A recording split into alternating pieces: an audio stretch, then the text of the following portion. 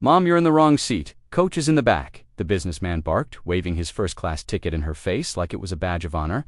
The woman didn't flinch. She sat quietly, hands folded, eyes fixed on the window, dressed in a stiff green uniform with polished brass buttons and creased slacks. She barely said a word. Her name tag read, Lieutenant Ramirez, but to the flight attendant, she was just an inconvenience. "Miss, if you don't comply, we'll have to remove you," the attendant said, her voice tinged with impatience. Other passengers leaned in their eyes, curious, some shaking their heads. A woman from across the aisle mumbled, "These people always try to sneak up here."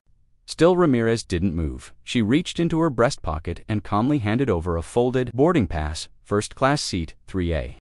No different than theirs, just without the arrogance, but it didn't matter. Her silence irritated them more than if she had shouted. She was too calm to still, like she didn't belong.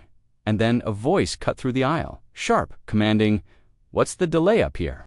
The pilot had stepped out of the cockpit, tall, gay-haired, with wings on his chest, and authority. In his stride, he took one look at the tense scene, and then at Ramirez's eyes, locked on her insignia, a flash of recognition.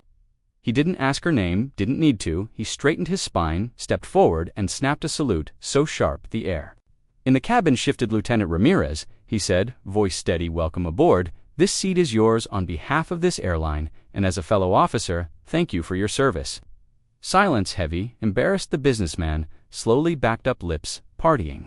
But no words came out. The woman across the aisle turned her gaze down, shame burning her cheeks, and the flight attendant, stunned, took a slow step back.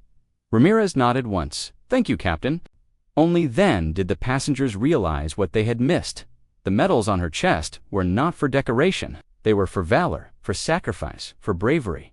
None of them had ever had to summon, and as she sat in the seat she'd earned, yes, earned, they all felt the weight of their judgment, because what they didn't know was what that uniform had endured.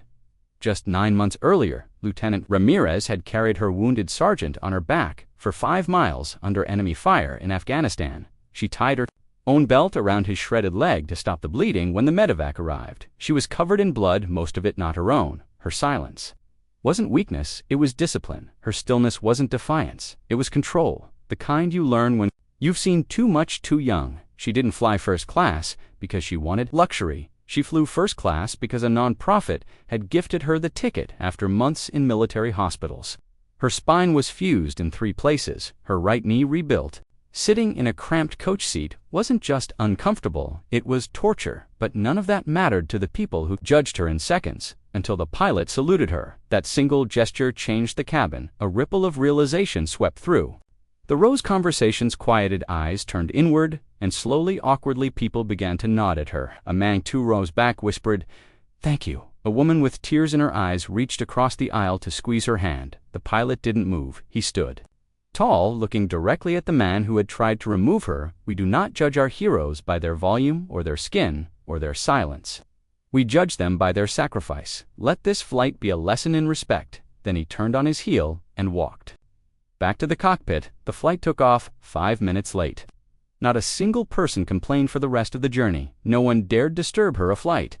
Attendant brought her a warm blanket without asking another, offered her a drink, hands trembling with guilt, and as they landed, passengers clapped, not for the touchdown, but for her. Lieutenant Ramirez stood slowly gripping the seat in front of her.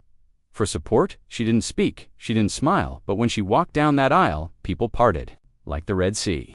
Some saluted, others bowed their heads, and that same businessman, he stepped aside, red-faced, and whispered, "I'm sorry." She paused, looked him in the eye. "Next time," she said, "don't assume the quiet ones haven't fought the loudest battles." She exited the plane with nothing but a carry-on bag and the kind of dignity that can't be taught, and on that day, every person on that flight walked away changed. So respect is not measured by noise or rank or ticket class, it's measured by sacrifice. And sometimes, the ones you ignore are the ones you owe everything to. Before we end this story, let us know in the comment, where are you watching from? If this story touched you, subscribe to the channel and hit that like button and drop a karma in the comments below.